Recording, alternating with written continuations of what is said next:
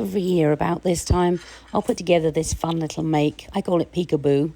It's a goat milk camembert stabilized paste made with LTLT pasteurized goat milk and half a teaspoon of annatto. Now this is a really orange cheese. Because it's a camembert, we're also going to put the mold powders in, so it grows a nice furry coat of white. But before that, I'm going to ash it. So in about 5 or 6 weeks, it will be perfect for Halloween. An orange cheese with a black coating and white mold. I also make some small pumpkin-sized ones as well. That will all come out of this one batch. So I'm adding Nutrilak, 1/16 of a teaspoon, because this is 4 litres of milk, and I want it to be lactose-free cheese.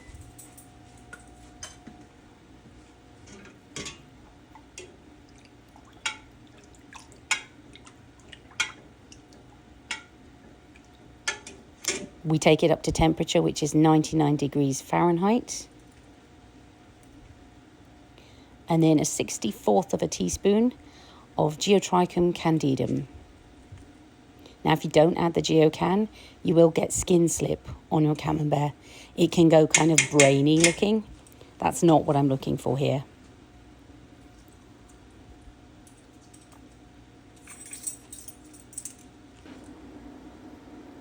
Then a 32nd of a teaspoon of pencan, so Penicillium candidum.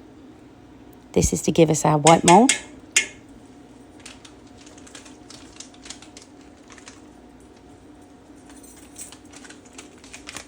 Now, because this is small batch and it's my goat's milk, I'm going to add a 1/16 of a teaspoon of Tect Plus.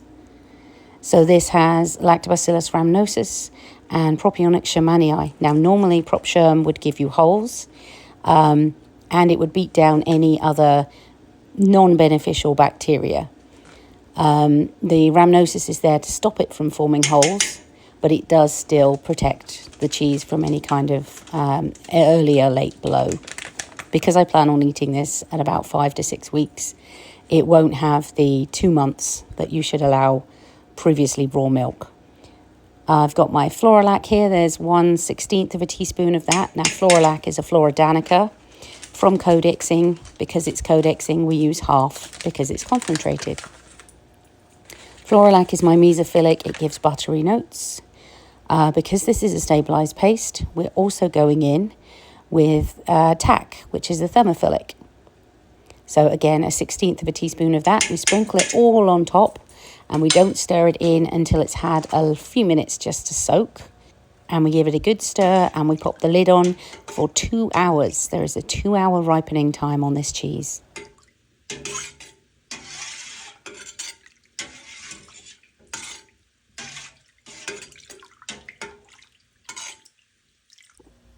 Now it's time for the rennet. I'm using double strength chymosin, so I only need 1/4 of a teaspoon. If you're using regular strength, you'll need to use 1/2 a teaspoon. Stir it in some non-chlorinated water, and then mix it in for less than 45 seconds.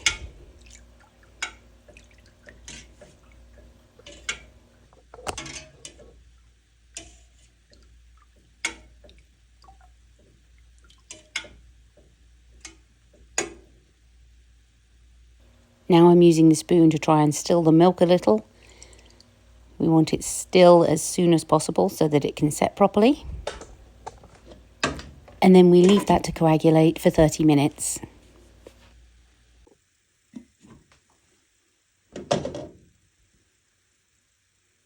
It's pulling away from the edge of the pan. This has formed a wonderful curd set. Very clean break.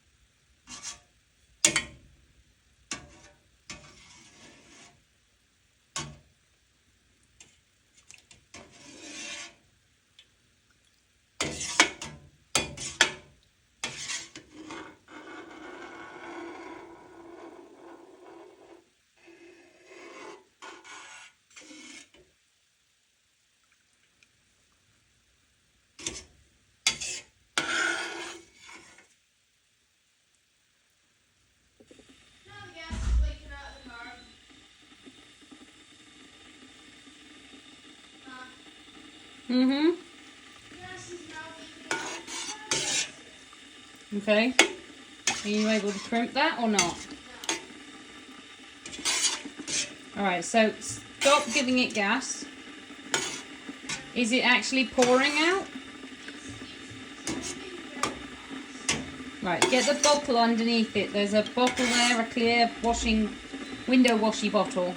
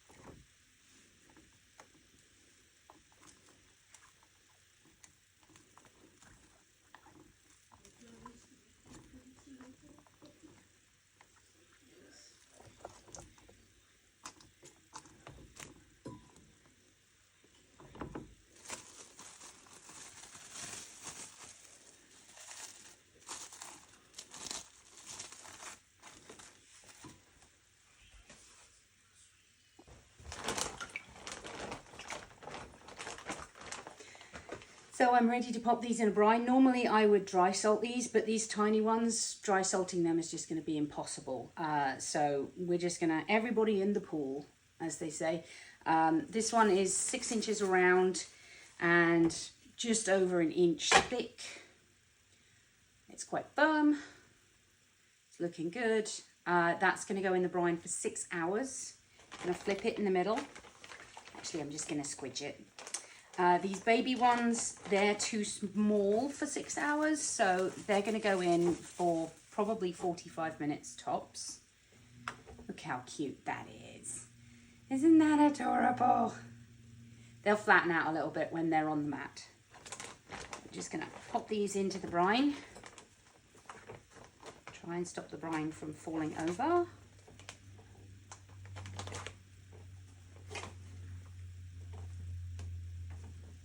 Oh, I heart cheese.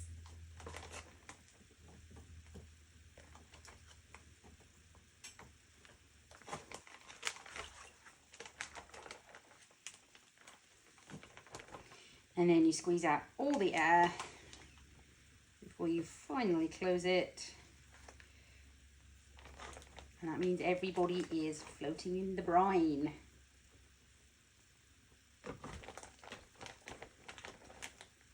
So as I said, 45 minutes, these little heart ones are coming out and going onto a drying mat. And 3 hours, I'll flip this, squidge it around just to make sure the whole of the cheese is in contact with the brine. And then 6 hours, this will go onto the drying mats as well. And everything moves down into my cave. Now they've been resting in my cave overnight, I'm going to paint them with a slurry of vegetable ash. Now this is a tip that I picked up on Instagram, that if you use a pomander or a tea ball to sprinkle powdered ash on your cheeses, it goes everywhere. That producer actually does paint their ash onto the cheeses, as it's a lot less messy, which I found out. It's not completely mess-free, but it is a lot less messy. So I've created a slurry here using just boiled non-chlorinated water and some vegetable ash. So we're just painting all of these cheeses with a thin layer of just vegetable ash. Now what this does, it looks stunning for a start. When you cut through that white furry mould and you see a line of black, it looks really effective, especially against the bright orange of this paste. It's going to be very Halloween-y. But it actually does serve a purpose here, because the ash is alkaline. It's going to lower the acidity of the cheese, and it makes it more beneficial for the white moulds to grow on the surface. So this is actually serving a purpose. It's not just there because it's pretty, although it is. Now I'm off to wash up, and these babies will be ready in about a week, 10 days, and the big one should be nicely coated in its fur by then, and we'll do an update. You'll find vegetable ash and my Brie and Camembert kit in stock now.